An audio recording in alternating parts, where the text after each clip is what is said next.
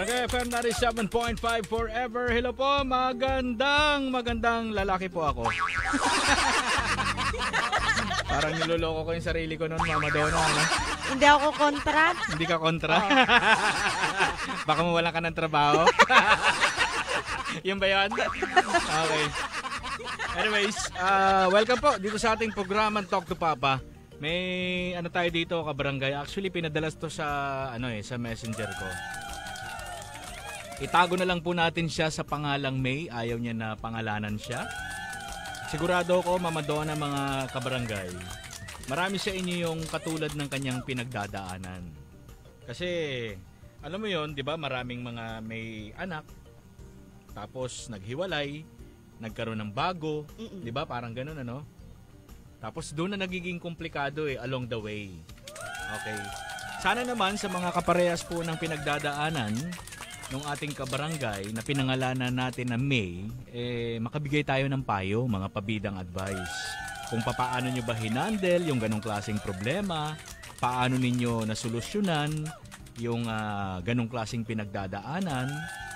Siyempre, pwede po kayo magbigay ng mga pabidang advice, mga payo ninyo sa messenger ko po, Papa Roni 975. At pwede rin kayo mag-iwan ng ating mga mensahe sa ating Facebook, no? Sa ating Facebook Live, Barangay FM 97.5 Palawan. Ngayon, kung wala naman kayong data pero may load kayo, pwede sila mag-text. Mama Donna, ano bang number natin?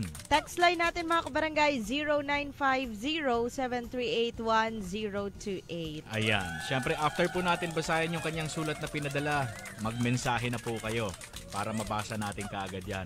Uumpisahan na po natin, mga kapuso, ang Talk to Papa.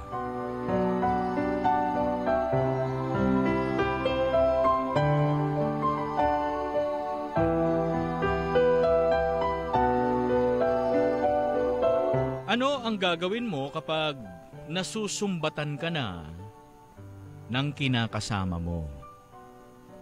Papa Roni, itago niyo na lang po ako sa pangalan na May. Paps, meron po akong 2 anak sa una kong asawa.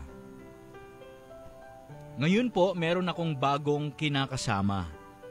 Tawagin na lang po natin sa pangalang David. May 2 anak din po kami.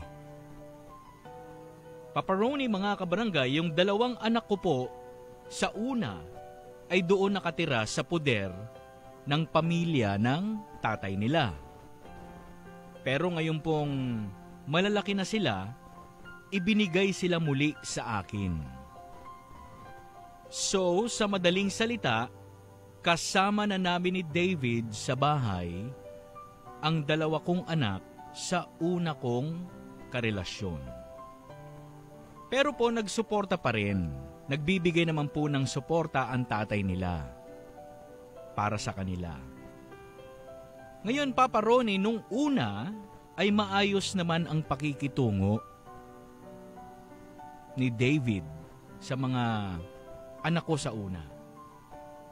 Pero po hindi nagtagal, ay parang napansin ko na laging mainitin ang ulo niya doon sa 2. Tapos lagi niya pa akong pinaparinggan, lagi niyang sinusumbat yung mga nagagastos niya sa mga anak ko. Pati sa pamilya niya, chinachat na nga ako ng kung ano-ano Papa Roni, masakit para sa akin yun, lalo pat naririnig ng mga anak ko yun. Ayaw na tuloy nila mag-aral dahil sa mga parinig-rinig. Papa Roni, mga kabarangay, ano bang dapat gawin? Dapat ko na bang hiwalayan si David para maging okay na at mawala na ang problema? Payuhan niyo ako. Ako si May. Truly Madly Deeply. Sino yan, Mama Donna? Truly Madly Deeply. Savage Garden. Savage Garden. Alright, 1:22 ang ating oras. Balik na po tayo sa ating programang Talk to Papa. Hello po sa mga kabarangay natin na katulad na pinangdadaanan ngayon ni May. Nako, meron pa nga siyang actually na word na ginamit, yung pinadala niya sa atin, yung parang binuboy-boy daw, Mama Donna. Okay, sa mga kabubukas lang po ng kanilang mga radyo, kukwento natin ulit ng konti. Sigurado ako, sa mga kapuso, isa sa inyo, napagdaanan na to. Baka hindi lang isa sa inyo, baka karamihan sa inyo. Kasi Mama Donna, sa ganitong klaseng sitwasyon, yung meron kang anak sa una, tapos dadalin mo na doon yung anak mo sa una, sa bahay ninyo, sa pangalawa mong asawa, hindi maiwasan na magkaroon ng problema eh. Di ba yung ganito? Ganito yung kwento. Ito pong si May, mga kapuso, meron po siyang 2 anak sa unang asawa. Nung maliliit pa, yung mga bata na yan, kasi nag-asawa na siya ng panibago eh. Yung anak niya sa una, yung 2, doon pa nakatira sa pamilya nung una niyang asawa. Yun na nagpalaki siguro sa mga lolo at lola. O pwede rin na baka sa tatay din. Tapos nung lumaki na, siguro baka hindi na kayang alagaan ng konti at sa medyo magastos na sa pag-aaral, ibinigay na sa kanya. Pero ang sabi naman ni May, hindi naman nakakalimot yung una niyang asawa. No, yung tatay ng mga bata, nagbibigay naman daw ng suporta. Nung una, nung nakatira na doon sa bahay nila, kasama yung kanyang pangalawang asawa, okay naman daw. Ang pakikitungo, maayos naman. Pero, hindi katagalan, lagi nang mainitin ang ulo dun sa mga bata. Tapos kung ano-ano ang sinasabi, ano-ano ang pinaparinig, tapos nagbubuy-buy daw, ganun. Tapos parang sinusumbat yung mga nagastos nung bagong asawa niya. Siguro yung mga gastusin, bakit papaano gumagastos pa rin yun, di ba? Mama Donna doon sa anak niya sa una. Tapos ngayon, pati daw yung pamilya, chinachat daw siya ng kung ano-ano. Siguro pamilya nung bagong asawa niya. Sabi niya, ang sakit Ang dami kong naririnig ng mga kung ano-anong mga chika. Tuloy, itong mga bata ay ayaw na mag-aral. So ngayon, ang nasa isip niya, maghiwalay na lang kaya kami ni David para wala nang maging problema. Okay, paano nyo ba hinandle yung ganitong klaseng problema, mga kapuso? Yung ganitong klaseng sitwasyon? Okay, mag-text po kayo ng mga pabidang advice ninyo, 0950-7381-028. Pwede nyo rin pong iiwan ang mga mensahe, mga pabidang advice sa messenger ko, Paparoni975. At syempre sa ating Facebook Live, Barangay FM 97.5 Palawan. Okay, hintayin namin yan ha. Ang oras natin sa Barangay, 1:25.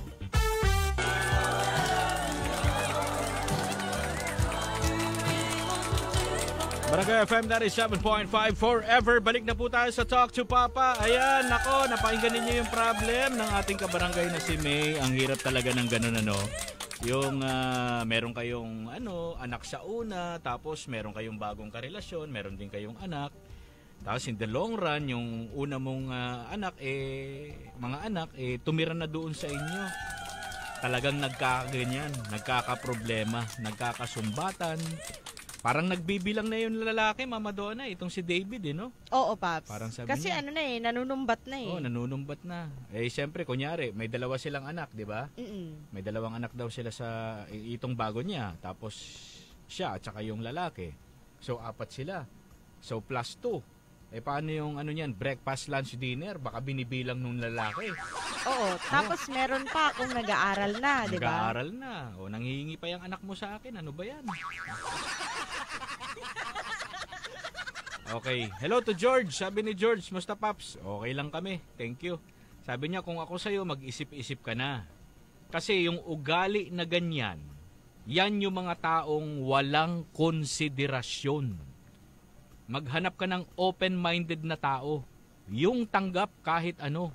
Hindi yung ganyan. Nako, problema talaga yan. Yan ang mga ugaling walang pambayad ng parcel. Order ka, wala ka palang pambayad sa parcel. Kinan nyo si Mama Donna, daming money. O diba, wala ng parcel, walang pera. Shout out sa mga taga Santa Lourdes. Okay, lagi daw nakatalk to Papa. Hello po sa mga taga Santa Lourdes, mga kapuso natin dyan. Kumusta kayo? Abay, sana'y okay na okay kayong lahat dyan. Tingnan din natin dito sa ating text line. Hello Papa Ronnie, pabida lang po Adrian Factor, tsaka siyang Yayang at Tisoy sa Oceanic Compound. Wow! Tunog mayaman Oceanic. Alam ko merong eroplano na Oceanic di ba? Alam mo 'yan? Hindi ako familiar. Hindi ko lang alam kung meron pa. Oceanic Compound, pati na rin po kina J-Boy or G-Boy. And G-Boy and Makmak and Jessa Girly Kabusog. Okay, thank you. Maraming salamat po. Maipapayo ko lang po sa ating sender. Magtrabaho po siya. Magsikap siya para sa mga anak niya para hindi siya binuboy-boy sa lahat ng mga gastusin ng guy. O yun nga, binuboy-boy, Mama Donna, parang sinusumbatan, di ba? No? Maraming mga niyan, yung binuboy-boy, no? Narinig ko yan dati sa nanay ko pag chismisan siya sa mga amiga niya. Uy, alam mo si binuboy-boy-boy lang ba? Nakikichismis din ako, Mama Donna Ayan, magtrabaho siya, magsikap siya para hindi siya binuboy-boy sa lahat ng mga gastusin ng lalaki. Kung akin yan, iwanan niya na yan kasi mas importante yung anak niya kaysa sa karelasyon niya. Ang problema dito, kapuso, yung bago niyang karelasyon, meron na rin po silang anak. 2 din. Di ba? 2 sa una, itong anak ni May, tapos 2 dito sa bago. Nung una naman daw na tumira yung 2 anak niya sa una, wala naman daw problema. Hindi kaya dala sa hirap ng buhay, Mama Donna? Possible din, Kasi minsan tayo mga tao, ganun Kapag may pera tayo, walang problema Yes, sa totoo lang. Kapag diba? may pera tayo, parang okay lang yung tulong. Yes. Ayos lang. Pero kapag dumating yung point na wala ka ng pera, parang doon mo maiisip na... Tapos biglang, ayan na, magbubunganga ka na. Oo, yun na yung simula. Ito guys, hindi lang po mga babae ang bungangera. Marami ring mga lalaki na bungangero. Actually, Mama Donna, aminin ko, may pagkabungangero din ako ng konti. Oo nga. Lalo na sa bahay kapag ang laki-laki ng bill ng kuryente ko. Tapos sabay-sabay yung babayaran ko sa Netflix, sa Prime Video, sa Disney, tsaka sa HBO Go. Di ba? Ang dami pala. Ay, bubungangaan ko na yung mga anak ko. Madadamay sila. Tapos minsan wala akong pera, biglang hihingi sa akin yung anak ko. Pa, baon. Ayan na, ang dami ko nang sasabihin. Pero syempre, at the end of the day, magbibigay pa rin. No choice. Ganun talaga. Pabida na lang daw kay Ate Joy at saka yung mga customer niya dyan sa Burgos, Wagwagan. Hello po sa inyo. Lagi naka-talk to Papa, lagi naka-Barangay FM. From Taba-Taba Cute. Okay, ganda naman ang pangalan. Taba-Taba Cute. Okay. Mama Donna, baka may mga mensahe tayo sa sa Facebook Live natin. Yes, Pops, meron. Sige. Galing kay Darl May. Sabi niya, good afternoon po and to all the listeners of Barangay FM. Sabi niya, para kay Sender, kausapin niya ng masinsinan yung asawa niya. Sabi niya, mag-heart-to-heart talk sila kung bakit ganyan yung inaasal niya. Kasi tanungin niya, diba? Hindi ko naman ganito nung una Bakit? Ano bang problema? Diba, no? Pwede naman pwede. Sabi niya kung bakit ganyan yung pakikitungo niya sa mga bata. Sabi niya, para marinig niya rin yung side. Marinig niya yung side ng asawa niya. At para mapag-usapan nila ng maayos. Sabi niya, kung hindi madala sa maayos na usapan, kung ako asawa, iiwan ko na. Kasi una sa lahat, bago niya inasawa si Sender, alam niya na may mga anak sa una. Oo nga naman, aware siya. Sabi niya, dapat tanggap niya na yun kahit na ano man yung mangyari. Mahalin niya dapat na para niyang tunay na anak. Kasi stepfather na siya ng mga bata. Yan. Hindi yung kung ituring niya parang ibang tao. Yun lang po, happy listening sa lahat. Well, in fairness naman doon sa in fairness naman kay David, doon sa pangalawang asawa, no? Yes, Paps. In fairness naman, ang sa kwento ni May, okay naman daw nung una. Pero nung hindi katagalan nga, yun na, marami nang sinasabi. Siguro, there's a reason behind. Yes, hindi kaya nabawasan or nag-stop ng pagpapadala yung totoong tatay ng mga bata. Pwede rin yun, di ba? Kasi na-feel niya na sa kanya na yung burden Oo nga, May, baka ganun kasi ang nangyari. Kasi nung una, sabi mo nagpapadala ng suporta. Ngayon, tuloy-tuloy ba ang pagpapadala ng suporta? Kasi kung hindi na nagpapadala ng suporta, natural, mararamdaman talaga ni David yung gastusin. Gano'n naman po talaga tayong mga tao Kapag medyo nabibitin na tayo sa budget at nararamdaman natin, nako, bitin na to pambayad ko sa ganito, pambayad ko sa ganyan, mga bills, pambili ng grocery, dyan na, mag-i-start na yan, magbubunga nga. Kahit ako, ganun Same here. Ay, Pops, may nakikinig sa atin ngayon. Oh. Si Kagawad Nermanabat kasama si Ma'am Sai. Sabi niya, kung mahal ang isa't isa, dapat mahal mo rin yung mga mahal niya. Tanggapin mo kung ano siya at sino siya at yan ang tunay daw na pagmamahal. Dapat madadaan naman sa usapan yan, May. Sa tingin ko, kausapin mo lang ng masinsinan itong si David. No, tanungin mo, bakit? Nung una naman lipat ng mga anak ko sa una, hindi ka naman ganyan. O, bakit ganyan ka na ngayon? Ano bang problema? Sabihin mo sa akin. Magtulungan tayo. Yan, ganyan dapat ang mga linyahan, di ba? Kasi ano naman quits naman sila all two. Oo, sa tingin ko wala naman kayong problema talaga Baka siguro lang, ako sa tingin ko talaga, sa akin talaga, Mama Donna, isa lang ang tingin ko Baka nabitin lang sa budget itong si si tawag dito, si David Oo. Di ba? Kaya na-realize niya na parang sa kanya lahat. Oo, kaya siguro binuboy-boy or sinusumbatan niya yung mga bata. Mantakin mo ngayon, parang yung mga bata tuloy, ang sabi nila, ma, ayaw na namin mag-aral. O, di ba? Kasi siguro, binubungangan. O, yan na naman, baon nyo na naman. O, pamasahin ninyo, bla bla bla bla bla. Oo, parang every time nahihingi yung mga bata, may naririnig. Oo, gano'n naman talaga. Ako, gano'n din Pag nanghihingi ako dati sa parents ko, dami ko naririnig. Just nakatayo lang ako. Tapos wala, dead ma lang ako sa kanila. O, ganun. Tapos, kasi alam natin magbibigay naman yan. Magbibigay pa rin. Magandang hapon, Paps. May, talagang ganun kung ang anak mo sa una nandyan sa'yo. Dapat, bago ka nakisama, sana inalam mo muna, no? Dyan sa bago mong kasamang lalaki. Lahat ng butas, dapat anong butas? Ba't butas to? Sige, babasahin ko to as is. Lahat ng butas na paghandaan mo, tandaan mo, okay? Siguro makipaghiwalay ka na lang diyan sa kasama mo. O basta't mag-asawa ka ulit. Ano 'yun? Ikaw talaga. Okay, hello po sa mga tagbato. Ano ba? Tama ba 'yun? Taga mo sa bato pala. Ay, hindi pa pala tapos. Bago ka gumawa ng panibagong hakbang, isip-isip muna, May. Bago mo gawin ang anak mo sa una ang dahilan, taga mo sa bato yan. Huwag ka na lang mag-asawa ulit para hindi madamay ang mga anak mo. Ivan Himotea ng Napsan, thank you. Maraming salamat, Ivan. Ingat lagi dyan. Happy listening sa inyo. Kumusta kayo? Sana'y okay na okay. Binabati ko pala yung kaibigan ko dyan sa Maxi Motors, si Sir Wilson Familiaran. Mama Donna, lagi nakikinig sa atin to. 10 na mga kasamahan mo dyan. Ha? Nasaan na yung kotse ko? Wala ba kang paraffle ng kotse dyan? Paki-deliver na nga yung kotse ko dito, Sir Wilson. Babayaran daw ng anak ko. Ay nako, hello po sa mga taga Maxi Motors. Kumusta kayo dyan?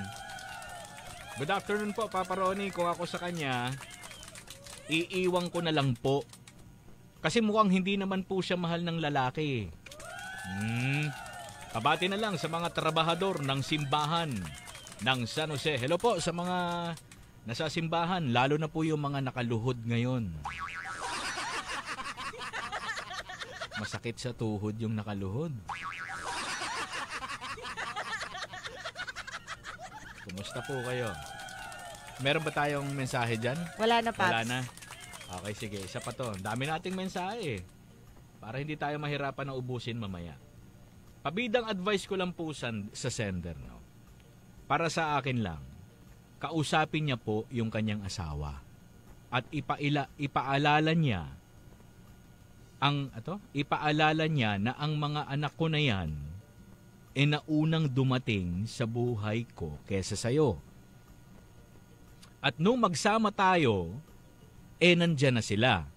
Kaya alam niya na sana kung minahal niya ang nanay, kasama na ang mga anak.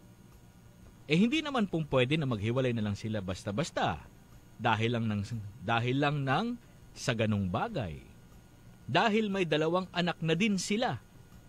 Kaya siguro ang gawin niya ganito. Tanungin niya ang asawa niya kung ano ba ang mas makakabuti para sa kanilang relasyon. No? Dapat kasi ang problema ng mag-asawa ay pinag-uusapan at napagkakasunduan ng maayos. At sa mga relatives naman ng asawa niya, wag na kayong makisali. Hindi maiwasan po yun, mga kapuso. Alam nyo naman talaga yung mga kamag-anak natin, kapag may problema yung isang kamag-anak natin, lagi tayong nakikisawsaw. Don't tell me, Mama Donna, hindi mo na-experience yan. Na-experience. Oo, lahat naman tayo Family feud. Oo. Kahit sa akin, ganun eh. Na-experience ko yan noon. Pero hindi yung sa ano ko ngayon, sa asawa ko. Wala akong problema sa tawag dito sa pamilya niya. Very close ako sa family niya. Mas close pa nga ako sa family niya kaysa sa mga immediate family ko. Okay. Tuloy ko lang to. Para sa mga relatives naman ng asawa niya, naku naman, wag na kayong makisali ng problema ng may problema ng pamilya kasi hindi kayo nakakatulong. Parang nanggagatong lang kayo. Kasi sa una pa lang, alam niyang may mga anak na yan at ginusto pa din siya. Kaya dapat panindigan ng lalaki. Isa pa, hindi naman siguro nagpabaya ang totoong tatay ng mga bata. Nagbigay naman daw ng suporte. Yung kanina na sinasabi natin, Mama Donna, na baka itinigil yung pagbibigay ng suporta. Pag-assume lang natin yon na baka. Itinigil or nabawasan. Or baka. Diba? Baka. Hello po dyan, nakikinig. Tagburos, Kaniniko Compound. Alright? Kumusta po kayo dyan? Happy listening sa inyo mga kapuso. Ang oras natin, 1:50, 10 minuto bago mag 2:00. Kanta na tayo. Here's one from Nexus. I'll Never Go. Dito lang po yan sa Barangay FM. Forever. Barangay FM 97.5 Forever. Yan po ang song from Moira de la Torre, Malaya. Para kanino niya kaya ginawa yung kanta na yan, Mama Donna? Hindi ko sure, Pops. May idea ka ba? Hindi ba para doon sa asawa niya na... Parang before silang maghiwalay siguro. Ganun ba? Before ba maghiwalay before. Sila? Alam mo talaga yung story nila. Small size. Binabati natin dyan si Nayayang, Rayan Abrina, J-Boy, Baby Adrian D. Gakayan, at si Tisoy, G-Boy, and Makmak Jessa sa Oceanic Compound. Alright? Hello sa'yo dyan. Migo ni Miga, sabi niya, mas piliin mong makasama ang iyong mga anak kesa kumbaga ikaw lang ang mahal ng partner mo ay yung mga anak mo, parang hindi Alam mo, relate much ako sa story mo, May, dahil nga po may 2 anak yung asawa mo sa dating asawa niya. Hindi, si May merong anak sa dating asawa, di ba? Yes. Oo, baliktad.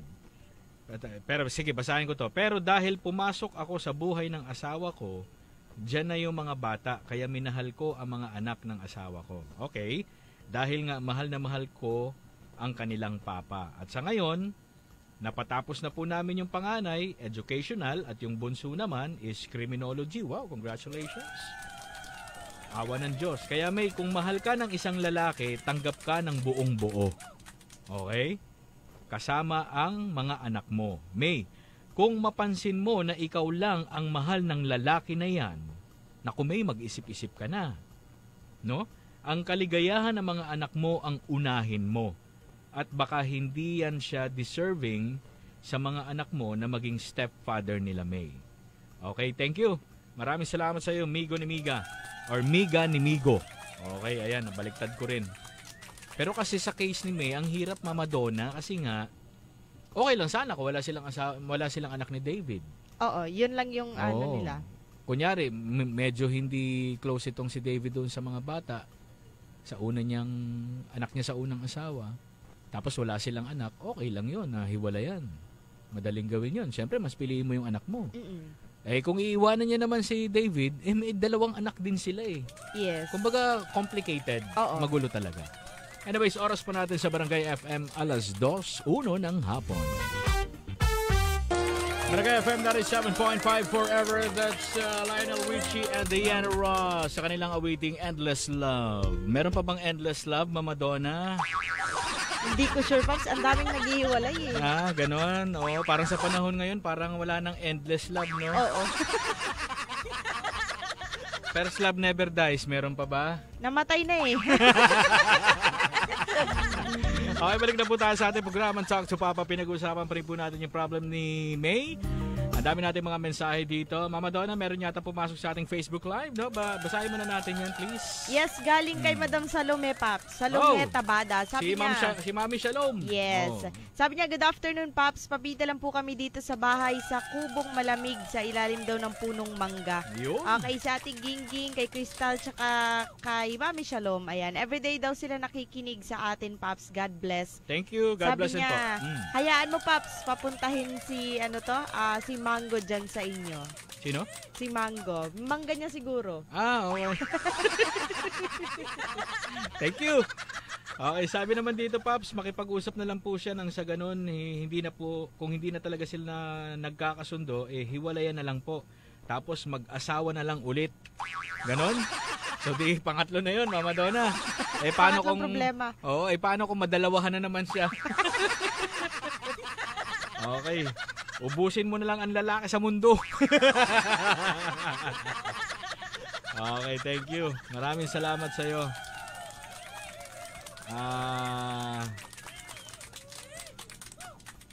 Ang hirap ng kalagayan mo, May.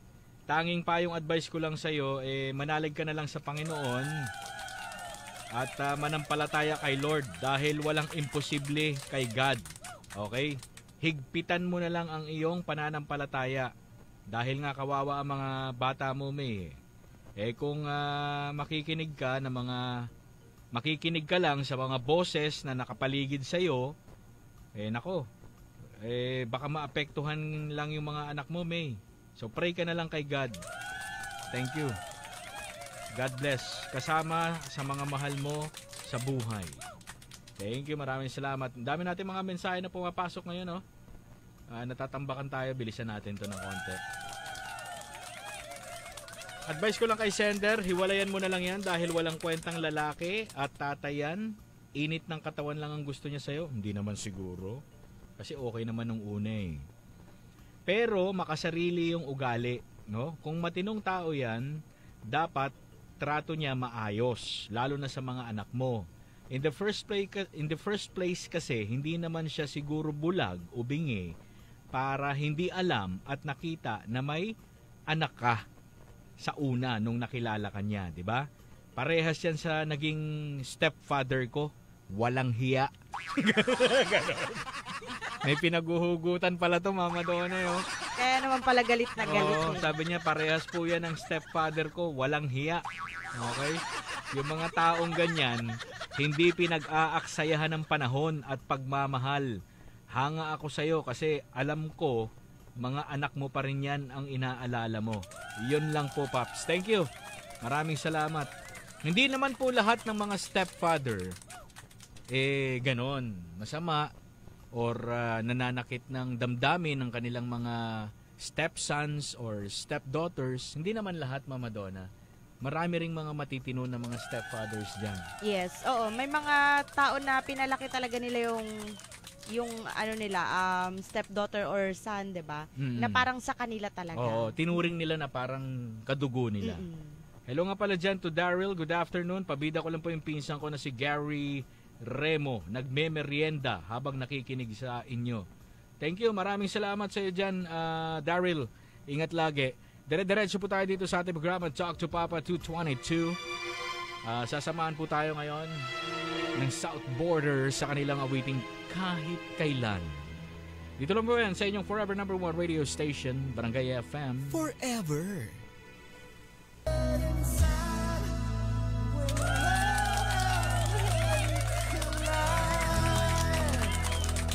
That song was brought to you by Red Horse Beer. Lakas ng tama, pero di wasak. Alaksan FR. Ang di abot ng pahid-pahid, tinatapos ng Alaksan FR. Diatabs. Basta diarrhea, sulit sa bilis ang Diatabs. $7.50 SRP lang. Okay, balik na po tayo sa ating Talk to Papa. Ako pa rin po si Papa Ronnie. Kasama pa rin po natin siyempre si Mama Donna. Ang dami na natin mga mensahe dito. Ibabasahin lang ako saglit dito. Sabi niya, Paps, masasabi ko lang po, hindi naman po lahat ng stepfather ay masama ang ugali. Kasi ako po, 3 na po ang naging stepfather ko. Wow! Ang sipag ni mami mo. Sabi niya, hindi naman po lahat ng stepfather ay ganon, no? Actually, yung pangatlo ko pong stepfather, kasundo ko talaga kahit saan siya, doon din po ako. Pag pinalayas siya ni mama, pinapalayas din ako kasi pinagtatanggol ko siya kay mama. Okay, that's good. Pabati na lang po si Tito Roger na pogi, Chris J ng barangay na hindi malaman ang purok, hindi matagpuan. Okay, thank you, Bebs. Maraming salamat. Hello to Mary Lou. Kumusta ka dyan, Mary Lou? Mamaya babasahin ko yung mensahe mo kasi medyo overtime tayo. Ang oras natin sa barangay alas 2:34. Barangay FM 97.5 forever 2:49 ang ating oras. 11 minutes before 3 in the afternoon. Siyempre babasahin na lamang po natin yung mga naiiwan na mga mensahe po ng mga kabarangay po natin para sa ating kapuso na si May na merong pinagdadaan ng problema. At si Mama Donna may babasahin mula sa ating Facebook Live. Ano ba yan? Payo ba yan, Mama Donna? Yes, Pops. Payo na may pabida. Okay, sige, go. Galing kay Froilan Abrea. Sabi niya, good afternoon, Papa Ronnie, para sa sender. Pagsubok lang yan. Oh. Sabi niya, kasama yan sa buhay natin. Kailangan dyan solusyon at una sa lahat, hindi tayo bibigyan ng pagsubok na hindi natin kakayanin. Dahil bibigyan tayo ng lakas ng Diyos. Sabi niya, pabati lang daw San Pedro kay Uncle Toto and sa buong family Puno, Abrea, Horada, Laabid and Lagbas at Langgalot family. Bahada family de la Peña and Lavina at de la Cruz family at sa Go to Ras restaurant daw. Goto? And Go to Ras. Ano yun? Gotoras? Hindi Sabi kaya niya, goto yung inaano na dyan? Yung binibenta? yung alam ko kasing Go to Ras karinderya kasi yun eh. Okay. Sabi niya, pabati lang daw yung asawa ko na si Ana May Langgakot Abrea. Lagi mong tatandaan na mahal kita. Iyo. Chup chup muamua. Wow, baliktad mo chup chup. Pa-request daw kaligayahan ni Eddie Peregrina. Alright, hello po sa inyo dyan. San Pedro ba yan, Mama Donna, no? Yes, Pops. Okay, sabi naman dito, hello to Marilu. Masasabi ko lang po sa sender, kausapin mo ng mabuti ang kinakasama mo kung ano ba talaga ang kinaiinit ng ulo niya. At bakit nagbago ang pakikitungo niya sa mga anak mo sa una. Ang lahat ng problema, hindi yan makukuha sa init ng ulo o away. Bagkus, kailangan pag-usapan ng maayos para mabigyan ng solusyon. Hindi kaya merong nakikita rin ang amain nila sa mga anak mo na kinagagalit niya? Kasi alam mo naman ang kabataan ngayon. Pag hindi utusan, hindi kumikilos. Tama yan. Parang anak ko. Nakita niyang umihi yung aso doon. Nasa loob yung aso namin, di ba? Wala, hindi kikilos yan. Dad. Kailangan makita ko muna, ano yan? Di ba? Yung pamangkin ko kay pag inutusan, wait lang. Wait lang, yan. Isa rin yan sa mga linyahan ng mga kabataan. Oh, wait! Wait. Pinaghintay pa. Okay. Baka naman yon ang ibang kinagagalit niya at kinaiinisan. Suriin mo ng mabuti at pag-isipan ang lahat. Thank you, Marilu. Okay, dito sa ating text line, marami-rami rin ito. Hello po, pabida lang sa Mariugon, Purok, Bagong Lipunan. Okay, Osalia Manyo, De Los Santos family. And sa asawa ko po na natutulog, galing kay Rizzy Osalia. Thank you, Rizzy.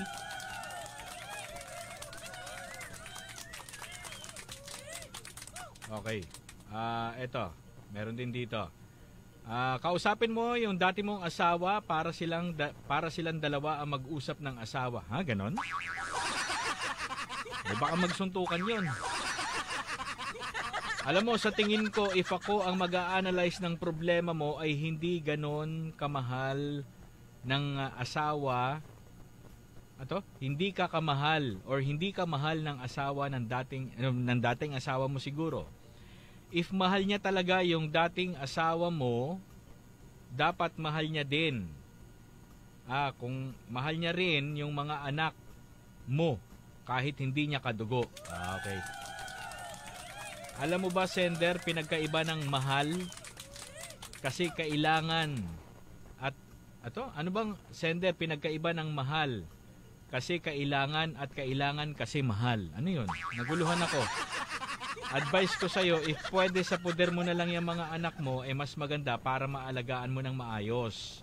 Yan ang mahirap na padalos-dalos sa pagpili ng mapapangasawa mga anak ang nadadamay sa mga maling desisyon ng mga magulang. Okay, Lazaro, thank you. Ano to? Paps, naguluhan ako sa problem. Ulitin ko advice ko.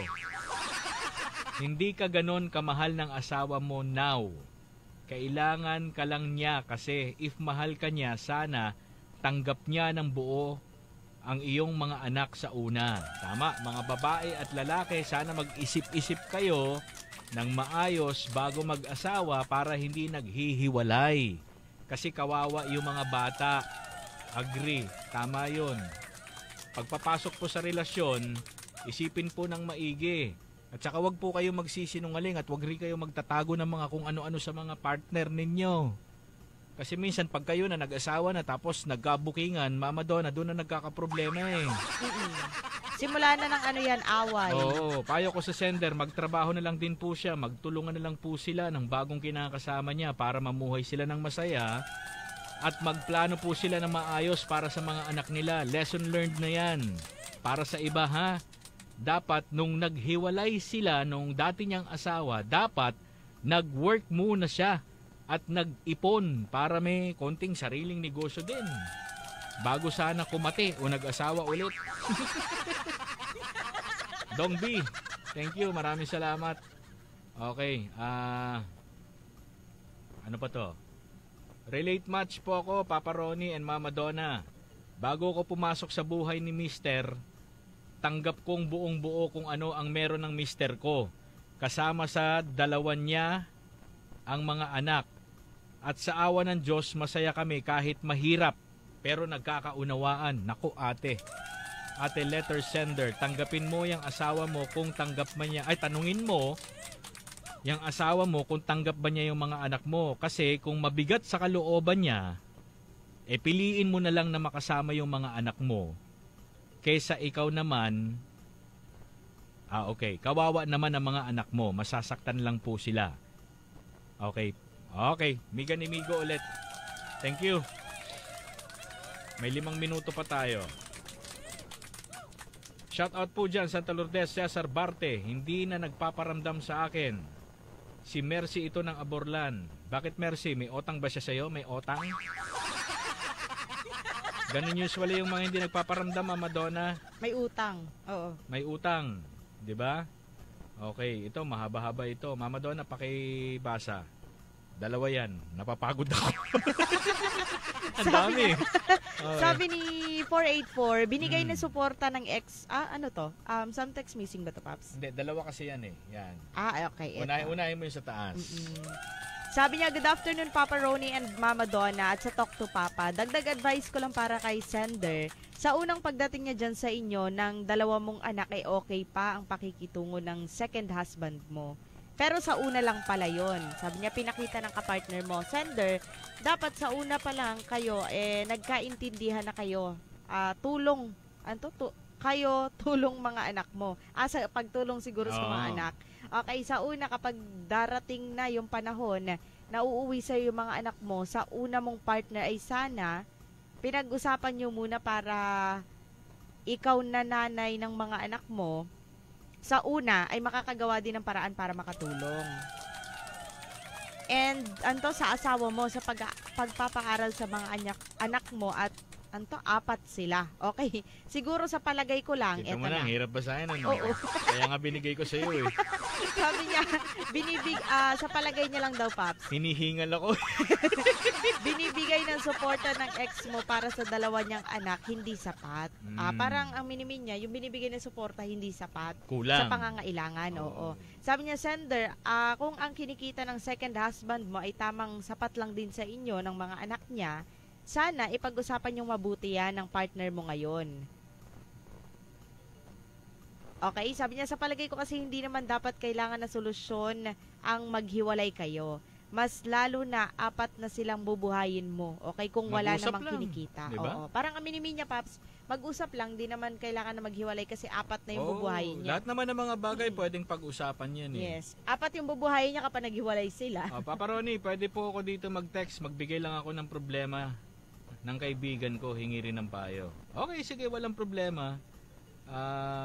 Padala mo lang dito. Pwede rin, mas maganda sa messenger ko, Papa Ronnie 975. Oo, kasi nagsa-some-text missing pa rin Oo, dyan, pag Paps. dito kasi sa text Sobrang line haba. natin, pag sobrang haba na, napuputol. Mm-mm. Sa messenger ko na lang po, Papa Ronnie 975. Siguro naman may data ka dyan kahit papaano, di ba?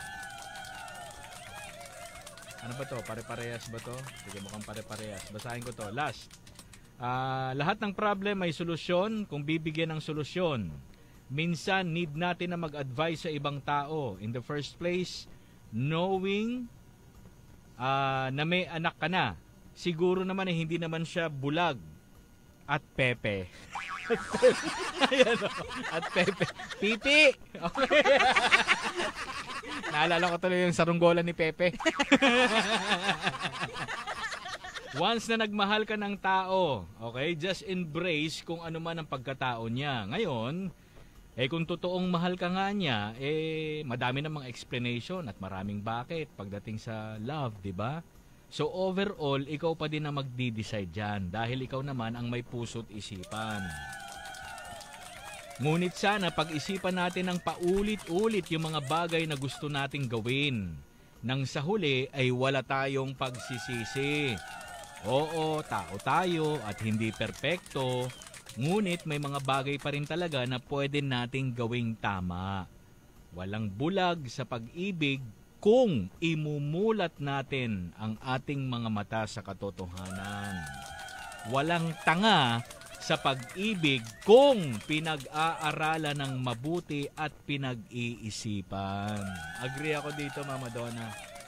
Ma'am Shigel, thank you. Maraming salamat. Hindi na po kami magbibigay ni Mama Donna ng advice dahil medyo overtime na tayo. 3:00 na po mga kapuso. Susunod na ang 3-play. Ako si Papa Ronnie, magpapaalam na, nagsasabing hasta la bye-bye kabarangay. Susunod na si Mama Donna. Forever.